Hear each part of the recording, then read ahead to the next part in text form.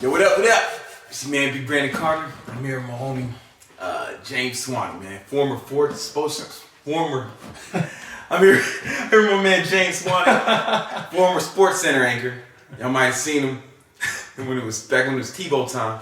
Anchor at Sports Center. But now he's the creator of this new product, this new challenge. The no alcohol challenge, man. 30-day no alcohol challenge? 30-day no alcohol challenge, yeah. Man, can you tell me more about that? Because I know we talked about it a little bit, you know what I'm saying? Yeah. Yeah, well, I'm Australian American, so I grew up in Australian culture where you drink alcohol and it's, you have beers and it's part of the culture, right? Yeah. And then back in Foster's. No one drinks Foster's in Australia. That's false advertising. Everybody's walking around drinking Foster's. And we don't put shrimps on the barbie either. No, we don't do it. We call them prawns.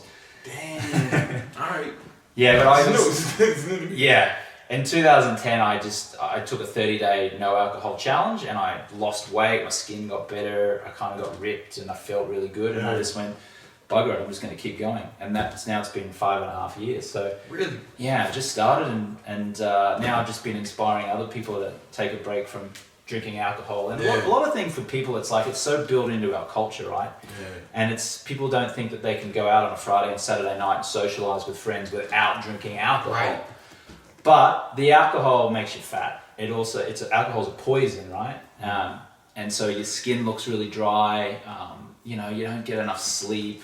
It's a lot of health problems. The quality of sleep too. The quality of sleep is messed up, yeah. So I don't tell people they've got to quit alcohol forever. I just say quit for 30 days. See how you feel. See how you feel, and then hopefully that re-explores your relationship with alcohol. It's kind of a cool experiment to run, probably. You know what I'm saying? I would imagine, because I'm about to do some other experiments. I'm probably about to do I might go vegan for 30 days. Just to see you do it. But I say that to say these kind of things are cool things to try. Yeah. And see how it makes you feel. You know, see right, because everything's kind of hypothetical until you apply it to your own life. Yeah, well, I mean, I started out wanting to do 30 days, and I lost 13 pounds in 30 days. How much were you fucking drinking, man? I mean, I wasn't drinking that much, but I was drinking on the weekends. I would call myself a binge drinker, right? So I would drink on a Friday night, I'd drink on a Saturday night, I'd have a Sunday session where I'd have 3 or 4 drinks.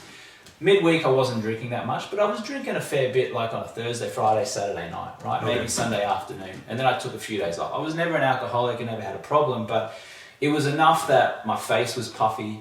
I couldn't get rid of that little beer gut in the front. You know, the pouch that just sits over your belt? I know of it. Yeah, exactly, yeah. I know of its existence. Talking to the dude, yeah. And so, when I did this 30-day challenge, I was like, damn, I lost the pouch. Yeah. People were commenting on how my face had looked slimmer and I looked better. These crow's feet that you get around here, as soon as you stop drinking alcohol for 30 days, the crow's feet just disappear. It's kind of like getting a Botox injection without getting a Botox injection. Why do you think that is? Why do you... Well, the alcohol dehydrates you. Right. And the other thing is alcohol is a poison, right? Mm. It's a poison that doesn't kill you, obviously. Too much of it does. But that poison just saps all of the moisture out of your face, right? And out of your skin. So after 30 days, when you give yourself a break, the face just rejuvenates, all the skin, the whole body just rejuvenates. Your body's not working hard to try and break down the alcohol and the crap food that you usually eat when you're drinking the alcohol. And so you get this glow to your face, your skin looks better. And then the other thing is that because you sleep better, that improves your skin as well. And improves your whole health. Sleep improves your whole health. And then you just figure out, hey, I can get up at 7 a.m. on a Saturday or Sunday. Yeah. And now I'm going to go hiking, or I'm going to go to the gym, or I'm going to get fit. And it just changes your whole outlook. You're not sleeping in and dragging your ass out of bed being hungover. And you don't really need it. It's kind of cool. A lot of guys use it as a crutch, social situations. Yeah. Or they just feel like they just need it, or it's everyone's. But I don't really drink that much at all. No. What do you drink? When do you drink, and under what circumstances? All right, I like to drink. I like drinking rum, but I like it so much that I try not to drink it. Cause I'll drink it, I acquired a taste for it. So I'll drink it to the point where it's it's a more, you know what I'm saying? I'm over here looking like Lindsay Lohan in the middle of the motherfucking street. But so when I do drink, when I go out, I'll probably drink either gin or tequila, just because I don't like it as much. Yeah. So I won't get as drunk. You know? Yeah. Does that make sense? And tequila is actually the best alcohol you can drink because it has the fewest calories. Yeah. I mean, if you drink too much of it, then you're going to be in a bit of trouble. Right. But in terms of if you're trying to stay lean and fit and healthy, tequila is actually the cleanest alcohol you can drink. Yo, speaking of, I mean, like, here's the thing. Like you said, it's diuretic. I mean, you said it dehydrates. It's a diuretic. Like, before, like, photo shoots, before I used to model, I used to get drunk before each shoot. Just to get Really? And I would wake up, man. I would wake up, like, looking like... Now, but I think it's because I don't drink a lot in general. Yeah. So it's like, it was only those times. You know, maybe if I drink... I'm sure if I drink every day or, like, more often, like, then it might not have that same... Right. It would be more detrimental to me. You know what I'm saying? Yeah, I have, like... But I don't look like a drunk because I kind of only drink for that reason. That's amazing. So to actually look your best on the day of a photo shoot, go out and get shit-faced drunk and look like Brandon Carter. When he's doing his Men's Health magazine cover, it's like, and you see the photos, you know that the night before he was hammered. Sometimes in that shoot, like there's been a few times I drank too much the night before because I don't drink that much. So like my tolerance is like, I'm like a lightweight, right? So like, I drink too much, I overdo it. I've showed up to these shoots drunk from the day before. It's fucked up. Like I don't want to. It's not something I suggest. I'm just talking. I'm just being candid. You know, it's not but yeah. I'll tell you a funny story. Mel Gibson, famous Australian. Oh, does he drink? Does he drink? Mel drink. He's got he might have had a little problem with alcohol. He's almost someone who needs a 30 day. He needs a 30 year. Yeah, he does. Mel Gibson, he's Australian like me, right? I didn't know that. He actually got the role of Mad Max, right? It was an Australian film back in 1980, I think it was. It was his breakout role. And he actually went to an audition with his roommate, right? And his roommate was auditioning for the role. And Mel Gibson was hungover because he'd been out drinking the night before. And the casting director saw Mel Gibson and went, "That guy, do you act? Come in here and do an audition." And so he went in and did an audition. And because he looked hungover, because he was like scruffy and that's what the role required, he ended up getting the role of Mad Max. It's crazy, right? Talk about dumb fucking luck, right? just being a drunk. Just being a drunk. Keep up the good work. Go and drink alcohol. Maybe, listen, now I'm starting to wonder, James, about this whole challenge. If you want to become a Hollywood movie star, go out and get hammered and turn up to auditions hungover. And if you want to look your best in a magazine, go and get drunk the night before. It's because I think it's like maybe if I drink more often, like I don't know what that effect. Yeah, I'm sure I'd probably like get fat. Like it's only because I'm already like because I got low body fat. Because I got low body fat, right? Yeah. So, but it's because I don't drink often. Like if I drank all the time, or if I binge drink too often, I would probably, it wouldn't have an effect, right? Because I'd have low body fat. So it doesn't matter if I get dehydrated the night before. If you're not ripped already, it doesn't matter. You know what I'm saying? It just gave me that extra hardness and leanness. Absolutely. With the vascularity. But like, one of the reasons I think I'm able to stay ripped is I don't drink beer every fucking night. You know, I don't get hammered every night. Pretty rarely. Even when I go out, I don't even drink milk so much. Like, I always doesn't drink when he goes out. You know what I'm saying? Owen Cook doesn't drink. He goes out a lot. You know what I'm saying? He goes out. A lot of the things that people who do the 30-day no alcohol challenge say to me is, how do I go out and have a good time and socialize with people if I'm not drinking? Because like you said before, it's a social crux, right? Yeah. But it's funny, you know, like I thought it would be awkward, but it really wasn't after the first 3 or 4 nights. What do you order when you go out? When I was drinking? Or like now? Like what do you order? Now I order water, iced water, and I get a piece of lime and I squeeze the lime in and stir it around with a straw. It's delicious, man. I mean, just that little tinge of lime is beautiful. You can also do it with lemon. I used to drink Diet Coke and ginger ale, and then I realized that, you know, Diet Coke is really bad for you, and ginger ale's got a lot of sugar in it. Yeah. So now if I'm trying to stay lean, water. I'll just have water. When people go, water, that's so boring and so dull. Well, put the lime in or put the lemon in and squeeze it around. It is so refreshing, and it hydrates you. And like I can only say so many times how good your skin looks. Like I know for guys it's like, what do I care about how my skin looks? But women actually notice it. They say, have you been working out? Wow, you look amazing. Wow, what's going on? Yeah. Because the poison leaves your body. And when you're really hydrated and you drink a lot of water, you just feel better. You're more energized. I mean, you know, right? You drink. I drink like a gallon. I drink a gallon or two. Like a day. Every day. That's a lot. I mean, I haven't been. And your skin looks beautiful. Look at you. You're so handsome. It's the water. Don't touch me, James. We don't do that in America. In Australia, we do not do that, right? In Australia, when you meet someone, it's like, hey man, nice to meet you, right? So when I first came to America, I didn't know what to do because people are like, hey man, nice to meet you. Oh, like that, yeah. And then other people are coming up going, yeah, hug, give me a hug. And I'm like, in Australia, we don't hug. Oh yeah, but the hugs don't hug, right? The hugs kind of make me uncomfortable, man. I don't like it, so I'm like this, right? And then I went to a Tony Robbins seminar, right? Man, you guys are hugging the shit out of each other. And I go into a Tony Robbins seminar and people are dancing on stage and all the way through he's like, turn to the person to the right of you and the left of you, give them a big hug and a high five and say you're awesome. And I'm like, this is a cult. What am I doing in this cult, right? And so now I still don't know what to do. Yeah. Like if I see you, I would prefer to just say, hey man, how you doing? Or and most of do the bro hug, you know, most. Bro hug. I don't know whether you're doing a fist bump. That's cool. I don't know whether you're going to do this and then this. It's awkward. So sometimes you're like, I don't know what to do. I like that you guys have like a system. It's just the handshake. It's just the handshake. So, but only since I've been living in the US have I been doing the bro hugs. And it's still awkward because everyone's different. Like Owen likes to hug me. And then Mark Dahmer my mate likes the handshake. And then my friend Brad, who's Australian, he's always like handshake. But then sometimes you get this awkward situation where you're kind of not sure whether it's a handshake or a hug. And so you kind of go like, oh. Yeah, I don't really want to hug a motherfucker, man. And it's just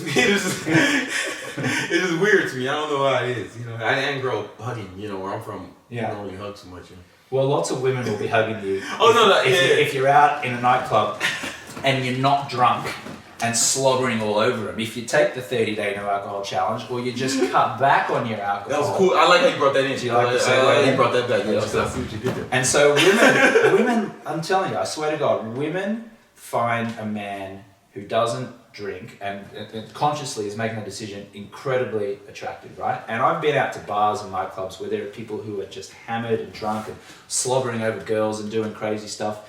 And I'm having a great time jumping up and down and dancing and partying, but I'm not drinking and I've got my wits about me and I know what I'm saying. Yeah. And I'm the one who attracts the women, right? And the guys who are drunk and acting like buffoons. And they look right. You ever notice like when you're not drunk, girls who are drunk aren't as sexy, right? Yeah. You gotta be drunk to like a drunk chick. Exactly. It's like one of the things I noticed is that like the quality of your relationships improve when you scale back the alcohol. So you've been 5 years, no? Yeah, I haven't drunk since then. Like I started in March 2010. I was at the South by Southwest Festival in Austin, Texas. I was hungover. I'd had a couple of Bombay Sapphire gin and tonics the night before. I was in an international house of pancakes trying to have a hungover breakfast. And I was like, man, this is disgusting. Like, and I looked over, there were these huge, really fat people eating this all-you-can-eat breakfast buffet with the pancakes. And I was like, man, this sucks. I hate being hungover. I don't like this. I'm just going to go 30 days and see how long see how I feel. And you feel great. I felt great. And then at day 30, I went, I'll go 40. And then I got to 40. I said, I'll see if I can do 50. Then I got to 50 and I was like, man, I've lost almost 20 pounds. Oh, just cutting out alcohol? Just cutting out the alcohol. But it wasn't just cutting out the alcohol. It was cutting out the crap food that when I was drinking alcohol, right? When you get drunk, you crave that, and then you might be in an environment where that's accessible. Here's the thing, because it's like alcohol lowers your inhibition, right? And it degrades your skills, your deductive processes, right? So like you might not you're probably not making the best decisions drunk, you know. Exactly. It's not like food decisions, dietary decisions, you might not be as cognizant of what you're eating, I mean, when I was living in LA, when I was drinking, I would foolishly be driving my car home. Maybe I was over the limit, maybe I was a little bit under, but I would always stop off at Carl's Jr. Burger, the hamburger place, and get like 12:30, 1 o'clock in the morning. I'd get like a Carl's Jr. Burger with the fries and Coke, and then I'd eat that in my drunken stupor. You want that when you're drinking. Like you want it, You don't want to eat fucking chicken breast when you're drunk. No, you want to just give me any crap food you got. And so you wake up in the morning and you just, it's all that extra calories that you're putting in because you don't have the willpower from when you're drinking. So when I got to day 50, I'd lost this weight. I realized that women were finding me a lot more attractive. People were commenting me on how I looked. I was working out. I was getting up earlier in the morning. I was sleeping better. I was more productive. Around that time was the time that I got a job as a sports center anchor on ESPN. And it's because I had that clarity, right? So when there was an opportunity for me to become a sports center anchor, I seized it. Like I knew what to do. I was clear in mind. I wasn't affected by alcohol and poor thinking and being lethargic and just tired. And so I flew over to Bristol, Connecticut. I did an audition. I got the job. I became a sports center anchor on ESPN. And all these great things started happening to me. And I just said, I'm just going to see how long I can go without drinking. I got to 1 year. I was back in Austin, Texas, back at the South by Southwest Festival. I went to a bar. I ordered a Bud Light, and I was going to have it as a celebratory beer after a year. And I went to put it to my mouth, and I smelt it, and it smelled really, really good. It smelled really good. But something stopped me in the moment. I just said, you know what? I'm not going to have it. Just give me a water instead. And I just kept going, and now it's 5.5 years, and now I feel infinitely better. All these amazing things have happened. I've had better relationships. I make more money. I've got, I'm sleeping better than I've ever thought. My testosterone levels have gone up. Oh yeah, definitely like binge drinking lowers testosterone. Like I've read studies. Yeah.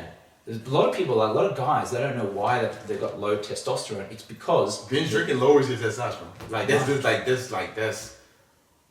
evidence. Yeah. You know what I'm saying? Before you were like really fit and healthy, was there a time when you were not fit and healthy? You know what, man? I think in college, I worked out, and I was in decent shape, but like I probably smoked like a lot of weed and I drank a lot, but it's in college, you're young, I'm having fun, I'm partying, and lifestyle, and then I just kind of stopped as I had like, start trying to accomplish things in life, and I'm in situations where I need to be more cognizant. Like I just kind of like stopped doing it. Like it wasn't like cognizant, like something that I wanted to. It wasn't like a decision. It's just kind of like I know that I perform better. Right. Me personally, some people they can get high and do stuff, and I'm not that person. So like it's just because my priority shifted from having fun to goals, setting goals and accomplishing them. It's just I rarely do anything. I'm pretty much straight edge. Like 90% of the time, like I drink so rare. I just don't like it as much as everyone else. When you were drinking and in college and you were smoking a bit of weed and all that kind of stuff, did you feel like your energy levels were down a little bit, or were you? I don't know if it's because I was a kid, man. You always got a lot of energy. Yeah, when you're a kid, man, it doesn't count. But I do notice. I notice now when times I do drink, the next day it's kind of like if I get drunk, before I get drunk, well, 1 or 2 is probably nothing. But if I get drunk, it's like a thing. Like the next day is kind of like fucked up, And that's because I'm older now, right? Like I'm 32 now, so I don't bounce back the way I did when I was, like when you're a kid, man. I was a kid. I slept like 4 hours a day. I didn't, But like now being an adult, it's like I just know I function better. Right. And the only time I drink now is, even though I said I drink before the shoots, I don't feel great that day. Yeah. And it's not but no one feels great the day of no fitness monitor feels great the day they're shooting because they've starved themselves and dehydrated themselves. They look great for that day, and everyone's gonna go eat right. They're gonna eat a cheat meal right after. So like, I just know that's part of like fitness modeling. Yeah. You everyone hates that day, the day of the shoot. You just because you put yourself. The body doesn't like to have even though biology, it's inefficient to have low body fat or to be dehydrated, right? Right. But it makes you look good.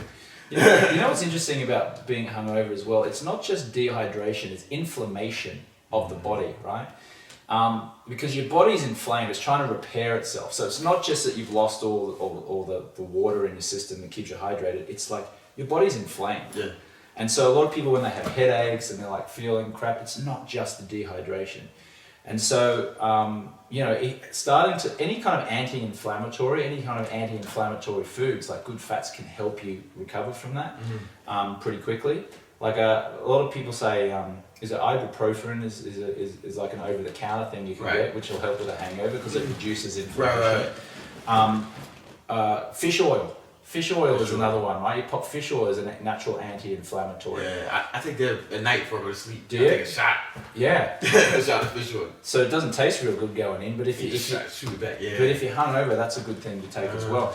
I don't get hangovers now because I don't drink anymore. Right. But I agree. I understand what you're saying about the next day you feel crappy, because if I eat pizza or pasta or kind of like a lot of gluten and wheat and stuff the night before, the next morning when I wake up, that's kind of what it felt like when I was hungover. Do you have like a gluten thing or just? I don't, but because since I quit alcohol, I've become very health conscious, right? I didn't know anything about gluten-free or good fats and bad fats, and I didn't know that Diet Coke was bad for you. You know, I thought Diet Coke was okay because it was low in calories. But so now I've become more health conscious. I focus on that a lot more.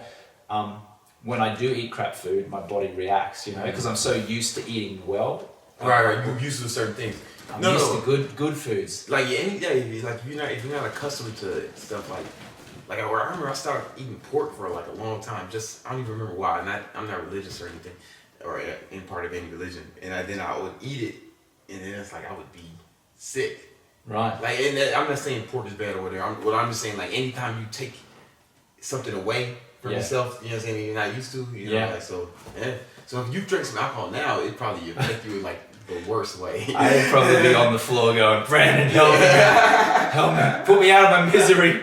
Just get a gun and put me out of misery right now. I mean, I've imagined what it might be like now, because my liver's working real good, right? Because I don't feed it alcohol. I haven't done it for 5.5 years, so I'm wondering whether it would just take a couple shots and I'd be like plastered on the floor. Because I rarely drink. Like, I get drunk. Like I was out the other night and I had like one drink. And everybody's, I'll take another. I'm like, nah, like not me. But that's just because I just don't drink a lot, so I'm like a lightweight. Yeah. But I just don't like it as much as everyone else. I need to be up ready to go in the morning. I got shit to do, you know. But you know what's funny? It's like I was at a party in this very house a couple nights ago on Saturday night. It was a big party here. There was lots of people going, having a good time. And I was really surprised at how few people were drinking alcohol, actually. Oh, well, that's because this is the house. This is fucking Owen's house. Yeah, right, exactly. So it's funny because like when I was talking before about how the quality of your relationships improve, I don't mean that like people who you drink with, that those aren't quality relationships. It's not like you got to get rid of your friends, but what I've noticed is that when you become health conscious and when you think about scaling back the alcohol, the type of people that you tend to gravitate towards and the kind of people that you attract into your life are kind of on the same wavelength, you know, similar interests, similar minds.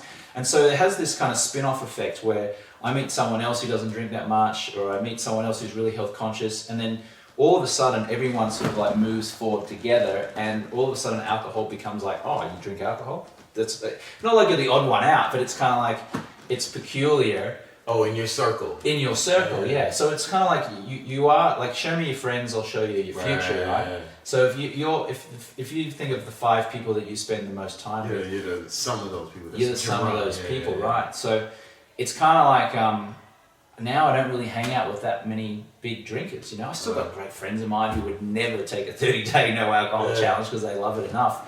But I just now have a lot of friends who don't drink. Or who drink very little.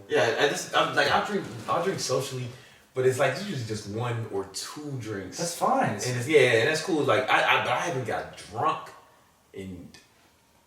since my last photo shoot. And that was like last year. So tell us a good drunk story then, Brandon. I bet you got one where you got in trouble or you did something a little crazy.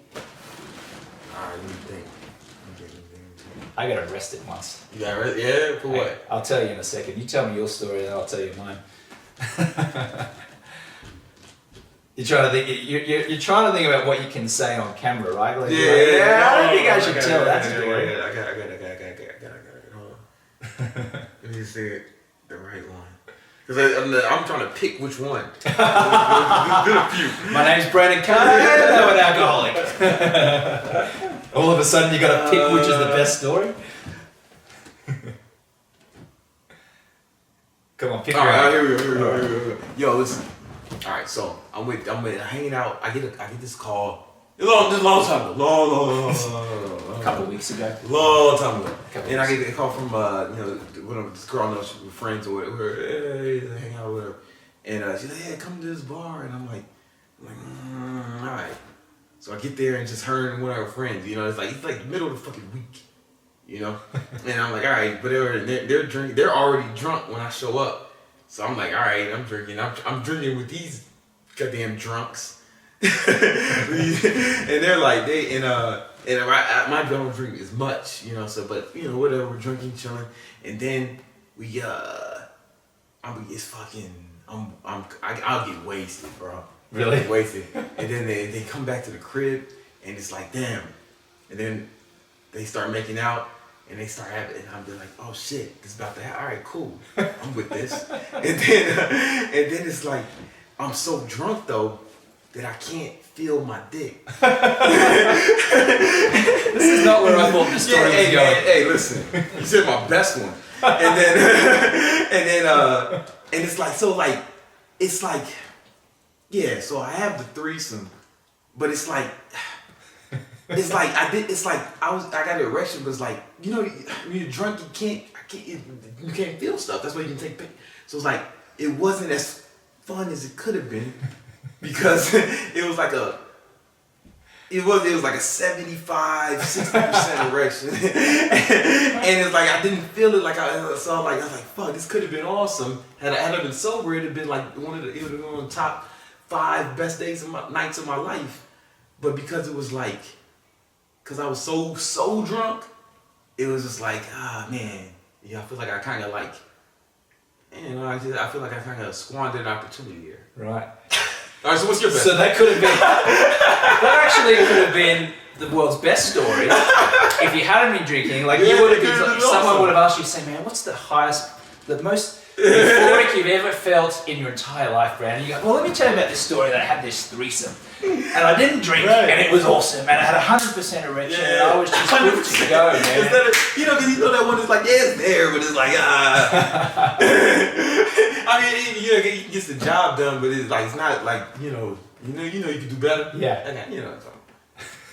Thanks for sharing this. Whiskey dick. Whiskey dick. Yeah. Do not have whiskey dick. Yeah, for real, man. And that it came at the worst possible time. I can't think of a worse situation to have that. Maybe if you popped a Viagra at that point, I don't walk around with those. Well, you know what? This might be a good segue into my story because it involves alcohol, being arrested, and Viagra. Would you like me to tell you the story? It's not like this story. So I'm in Tampa for the Super Bowl. I think it was about 2009. I think it was about 5 years ago, maybe 2010. Tampa, that was the Bears, right? It was no, that was Miami the year before. Tampa, I think it was. I can't remember. Was it Pittsburgh and I can't remember. I thought it was. I think Pittsburgh won. Pittsburgh won, right? I think so. Yeah. I don't know. I can't remember. But it was in Tampa, and it was the Saturday night before the Super Bowl and the Sunday, and I was trying to get into the Maxim party. Right, I'd just been at the ESPN party. I'd been drinking, had a few drinks. I wasn't drunk or anything, but I had a few drinks. And I was trying to get into the Maxim party. There was a big line. It was right where there was a street. There were police on horses. There were people everywhere, right? It's the night before the Super Bowl. They're in the streets. Everyone's dancing, partying. And this police officer who's about 5'5", burly guy, probably had small man syndrome, I think. He's like, you, get over the other end of the street or the other side of the street. And I said, officer, I'm waiting in line to get into the Maxim party. He said, there's too many people here. Get on the other side of the street. I'm like, officer, honestly, like it's the Maxim party, it's Saturday night, come on, let me get in. He goes, one more time, I'm warning you. And I kind of like threw up my arms, I'm like, really? And he goes, right, I warned you. And he comes up and he puts my arms around me and he walks me over to the other side of the road, spreads my legs against the police car, puts my head down and puts handcuffs on me, right? That's crazy. You're not even black. I would be killed right on the spot.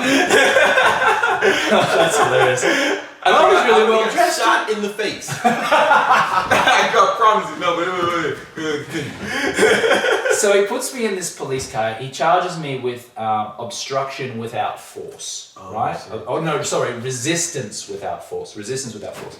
Anyway, he drives me to this parking lot of like a Walmart or something where there's a police van. They put me up into this police van. There's like 2 guys to the right of me. There's a petition in between us, and there's 4 other guys on the other side. We're all handcuffed. And I get in and I turn to the guy and I go, the only thing I knew what to say was, "What you in for?" And he's like, "I punched one of the police horses." He goes, "What you in for?" And I said, "I don't know. I was trying to get in the Maxim party," and I gave a little bit of lip to the police officer. Anyway, they drive us to the Tampa prison. It's about 30 minutes out of town. I'm like practically crying because I'm missing the Maxim party. And the Maxim party's got hot women, free booze, celebrities, all the Hugh Hefner's there, all these other cool people, and I'm like, "What up, Hugh?" Yeah. And we go there, and anyway, they bring us into this this sort of registration area or processing area, and they've taken our possessions, right? So they've got my cell phone, they've got my wallet, and there's this big, fat black woman she's like in a sheriff's outfit. She's squeezed into this outfit, and she's the one who's going through everyone's stuff, right? And I'm like, and everyone else can see the stuff that she's going through. So she's standing in between, and all of us is. And I'm like, oh man, this is going to be embarrassing because I know what I've got in my wallet.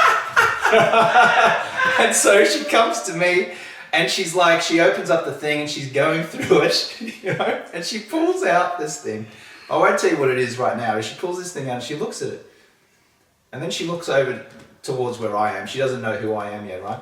And then she calls over this male sheriff, and he comes over, and they both look at it and they both start laughing.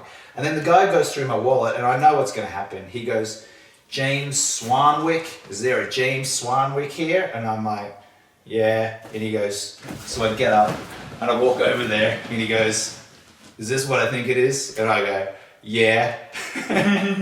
It was my Viagra. Yeah. I had Viagra, right? And this is what he does, right? This is what he does.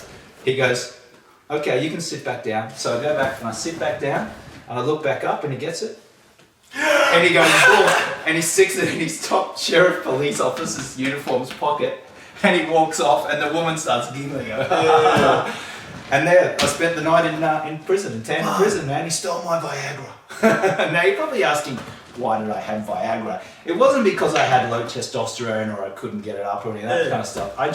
For me, it was kind of like just a really cool thing to experiment and try. Listen. If you don't need it and you take it, it turns you into fucking. It's like the next level. Yeah. You know what I'm saying? Like, yeah. Because the guys who need it turns them into regular. Yeah. So if you don't need it and you take it, it's like turns you into a machine. Yeah. I loved it, man. Yeah, man.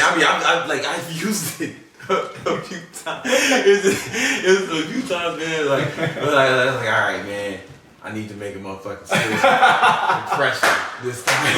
I'm not fucking around this time for certain situations. But the problem with that is, like you said a precedence that you can't live up to. Yeah, I know. You set a precedence because it's like I gave up alcohol, I took up Viagra. Now I'm addicted to Viagra. Give me Viagra. No, because I don't want to use that all the time. Because no. It's for special occasions, and I had it there for special occasions.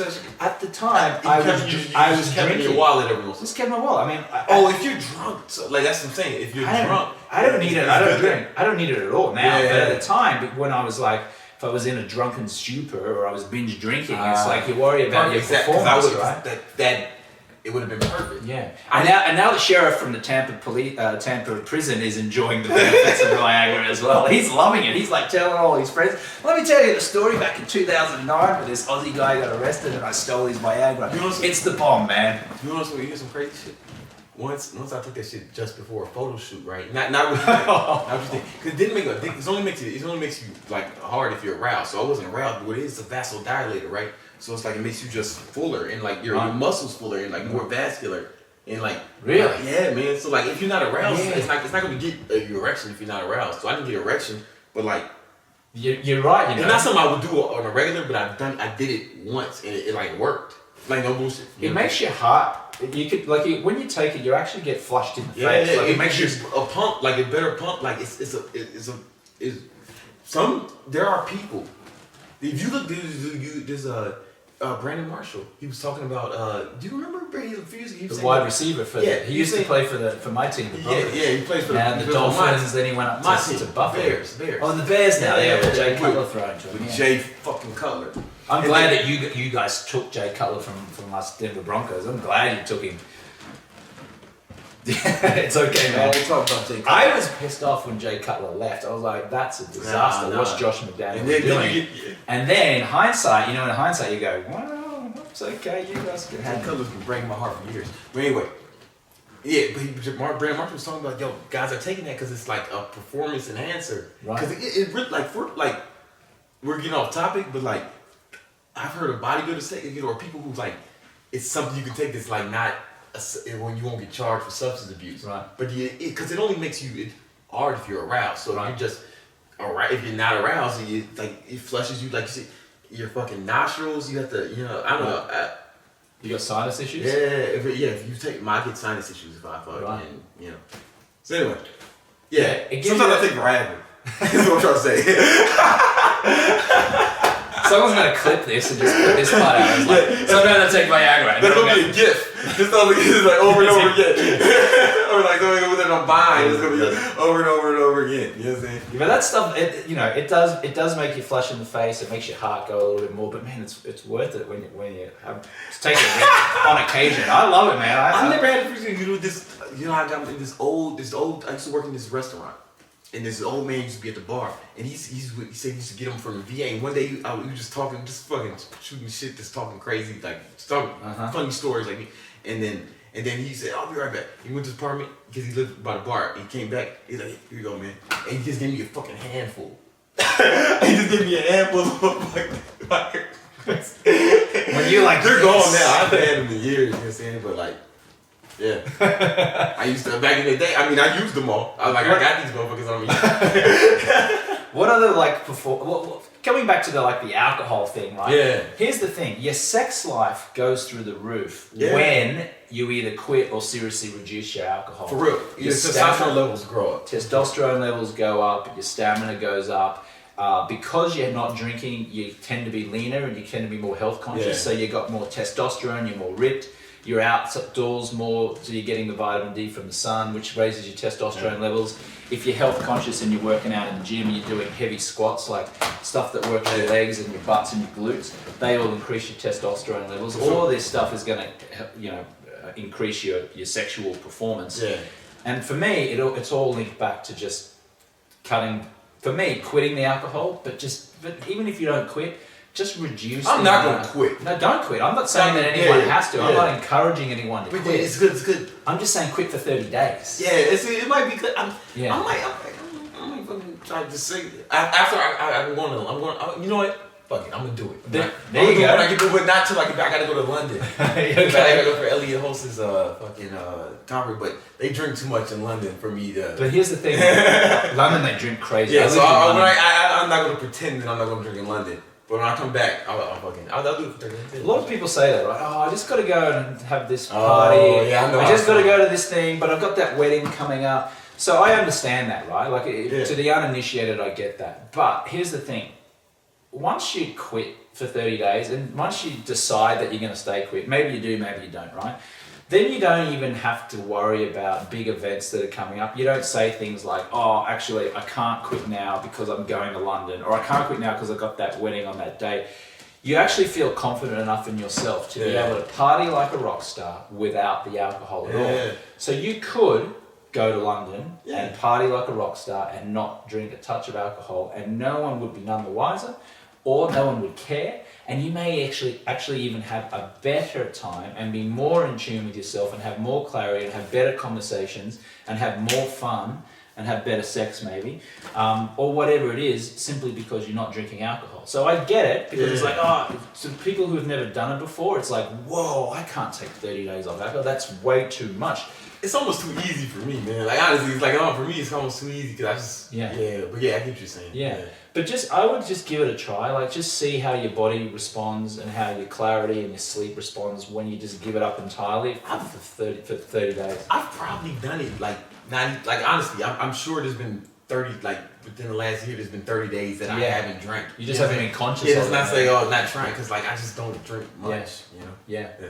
But it's interesting, you know, like people think, oh, I could never go to a wedding and not drink. Oh, I could never have a birthday party and not drink. Oh, it's our wedding anniversary, we should drink. Oh, it's a special occasion. Oh, but it's the Super Bowl. Oh, it's the 4th of July weekend, I have to drink. Why do you have to drink? You don't have to. It's just society and culture that has ingrained into us that in order to be part of a social community and in order to have a good time and in order to be part of that occasion, you have to have alcohol. I call BS on that, man. You do not need to do it. Listen, if it's fun and you enjoy it, it's not an issue for you, keep drinking. No problem at all. But just explore your relationship by taking a 30-day break just to test yourself, experiment. Go out and put yourself in social situations. Talk to a pretty girl if you're a guy. Talk to guys and other girls if you're a girl. Like practice. You can definitely do it. 'Cause I remember when I worked at that restaurant, I was like, I had a lot of fun, but I couldn't drink at work. You know what I'm saying? Right. I was manager of my friend. He had owned the restaurant in Story, and I was manager of that joint. And like, you know, and I'm not drinking on the job. At least I didn't. You know? And it's like, but yeah, I had plenty of fun. You know what I'm saying? And like, you know, it was like, you know. Yeah. You don't need the alcohol in order to get into a social situation. I literally did it every weekend for over a year when I was managing this restaurant. Right. You know? Yeah. A lot of people are shy, feel like they need the alcohol in order to loosen up or to feel relaxed, right? They need a couple drinks before they can even consider going out and meeting strangers. But once you get used to it, and once you stop it, and once you become a little bit more self-confident, and you just practice and you talk to people, you don't need it. Like, honestly, you don't need it. It just becomes second nature. I don't need it, man. Like, I go out and I'm like, hey, how you doing? I'm James. What's your name? I'm very social. A lot of times people think I'm drunk, even when I'm not, because I'm having such a good time. Like, Owen said the same shit. People think he's drunk. Yeah. And so, I mean, Owen and I, we go out, we don't drink, and we rock it. You know? It's good times. Yeah. All right, so there it is, man. So I'm gonna put a link to your to your website. You got like a free report or something like that. 30daynoalcoholchallenge.com if you want to check it out and join our community. And we've got a closed Facebook group. We support one another. Brandon's gonna be in there after he goes and I go to the pub, tears it up. Yeah, and then I'm gonna take 30 days. I might need it. I might need a good detox after Europe. You know? Yeah, it's easy. Man. Come in and I'm going to send you a daily video for 30 days to keep you on track. Some willpower tips and what to say when your friends say to you, "Oh, go on, man, just have one. I'll stop being a pussy. Go on, just have one." Yeah. So I got little scripts that you can say to people when they say that to you, so you don't feel awkward. And so I just said when you're in the challenge, I send you daily videos and.